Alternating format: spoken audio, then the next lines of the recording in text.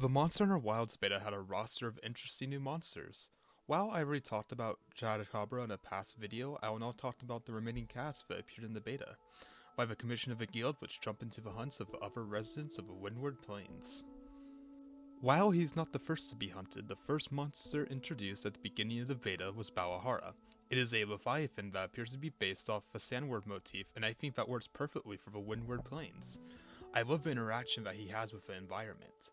There are times when he wraps himself around stone spires littering the map, which serves as a trap for the hunter to take advantage of with a swinger.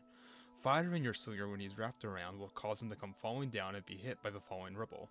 Like Diablos in World, he can also trap the hunter in a sinkhole to take him to an underground environment. Also, when he's traversing under the sand, you can see a slight bump in the terrain. I'm looking forward to seeing more of him in the full release. Now let's transition into talking about the Berserker Bear of the Windward Plains. Doshaguma is the next monster that was introduced in the Wilds beta. Doshaguma appears to be a fanged beast like Arzuros. His appearance to my eye looks to be a mix between a lion and a bear because of his mane and stature. When hunting him, you first encounter him in a pack of smaller Doshaguma. This teaches the player early on about the importance of using dung bombs to disperse packs in wilds. But the most interesting thing about this new monster is how he interacts with the new wound system. For those who may not be familiar with the wound system, I will explain it real quick. When attacking a monster in a specific spot repeatedly, it will develop a wound. The hunter then can attack the wound for extra damage or even break it to deal more damage. However, doing this will close the wound.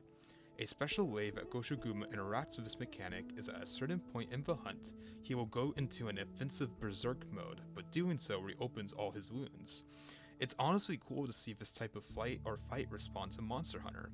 This is all I want to share about Doshaguma at this time, so let's move on to the final monster of the beta.